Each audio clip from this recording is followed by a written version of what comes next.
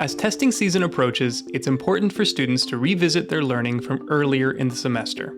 While it's tempting to focus only on the most recent unit, reviewing older material in a predictable, scaffolded way has proven benefits.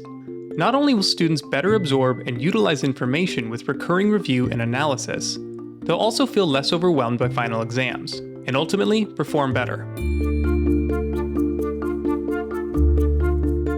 The moment students enter the classroom is the perfect opportunity to review. Try using your bell ringer as a bridge between the lesson you're about to tackle and the last one. Tailor your Do Now sheet or whiteboard prompt to get students thinking creatively about how they're going to apply previous learning to today's work. Not only will it help students patch gaps in their comprehension, it will also tee up the day's new topic. Formative assessments are a great, low-stakes way of taking a snapshot of your students' understanding. Try mixing in problems from earlier chapters on your exit slips or ungraded quizzes to help students make connections between the previous lessons and today's.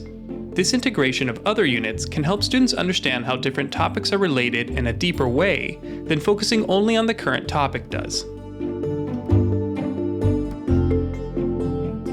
If review practices aren't deployed thoughtfully, students can feel blindsided by questions they haven't prepared for.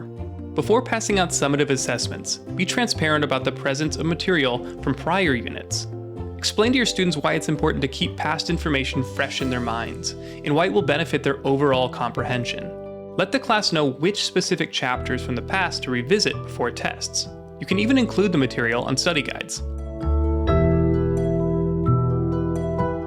Review activities are most effective when they're simple and hands-on. Have your students make physical flashcards. They're still one of the most dependable and effective strategies to practice vocabulary or facts. You can also use mini whiteboards.